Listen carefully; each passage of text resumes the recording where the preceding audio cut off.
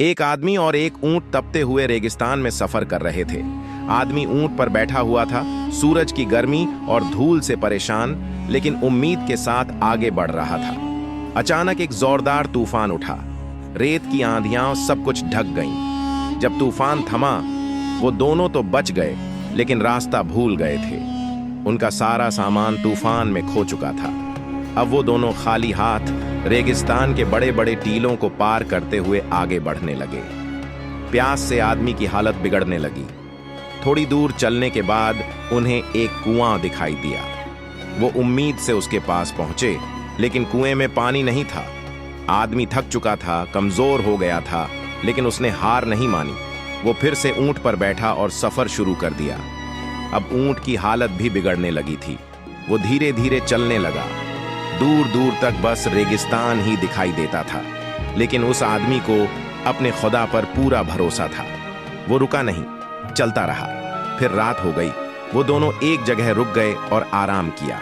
सुबह होते ही आदमी ने अपने खुदा को याद किया, दुआ की और फिर ऊंट के साथ फिर से सफर शुरू कर दिया।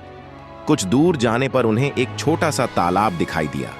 वो दौड़कर उसके पास पहुंचे, लेकिन जैसे ही झांका, तालाब में मरे हुए जानवर तैर रहे थे। पानी पीने लायक नहीं था। आदमी और ऊंट डर गए। आदमी ने फिर खुदा को याद किया और मदद मांगी। वो फिर ऊंट पर बैठा।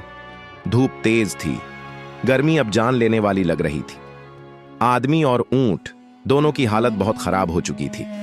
लेकिन तभी दूर दूर तक फैले रेगिस्तान में उन्हें कुछ घर दिखाई देने लगे।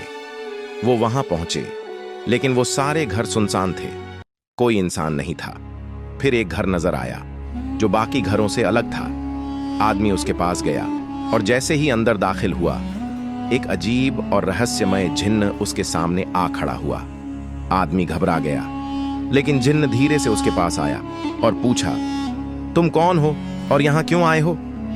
आदमी ने हिम्मत की और अपनी सारी कहानी जिन्न को बता दी। जिन्न ने कहा, जो एक बार इस जगह आता है वो फिर वापस नहीं जा सकता, लेकिन तुम्हारे पास एक मौका है। अगर तुम मेरी 3 पहेलियों का सही जवाब दो तो मैं तुम्हें और तुम्हारे ऊंट में से किसी एक को छोड़ दूंगा। आदमी ने बिना डरे कहा, मैं तैयार हूं। जिन्न ने पहली पहेली पूछी, ना मैं मिट्टी, ना मैं पत्थर, ना लोहा, ना मैं पानी, रोज रोज का साथी हूं, फिर भी काम ना आऊं मानी। मैं क्या हूं? आदमी ने थोड़ा सोचा और जवाब दिया, चूल्हे की राख। जिन्न मुस्कुराया और बोला, शानदार। अब जिन्न ने दूसरी पहेली पूछी। एक था राजा, ना उसका महल, ना उसके पास कुछ भी था, सिर्फ एक गद्दी थी मिट्टी की, फिर भी सब उससे डरते थे। आदमी ने कहा, भूत। जिन्न बहुत खुश हुआ और बोला, सही जवाब। अब जिन्न ने तीसरी और आखिरी पहेली पूछी। एक था चोर, ना था घर, ना था कपड़ा, ना था झर, फिर भी सबसे बड़ी दौलत उसके पास थी। आदमी ने कहा, नींद, जो सब चुरा ले जाती है।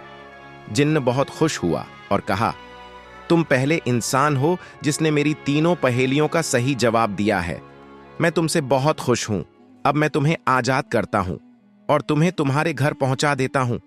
लेकिन आदमी ने कहा, नहीं, मेरी जगह मेरे ऊंट को आजाद कर दो। जिन्न हैरान रह गया। उसने कहा, एक बार फिर सोच लो। लेकिन आदमी ने फिर कहा, ऊंट को आजाद कर दो। जिन्न उस आदमी की हमदर्दी और इंसानियत से बहुत प्रभावित हुआ। उसने कहा, तुम सच में एक अच्छे इंसान हो जो अपनी जान की परवाह किए बिना अपने ऊंट को बचा रहे हो। मैं तुमसे बहुत खुश हूं। अब मैं तुम दोनों को आजाद करता हूं। जिन्न ने उन्हें उनके घर पहुंचा दिया और वो दोनों, आदमी और ऊंट, अपने घर के आंगन में सुकून और शांति के साथ वापस आ गए। The end.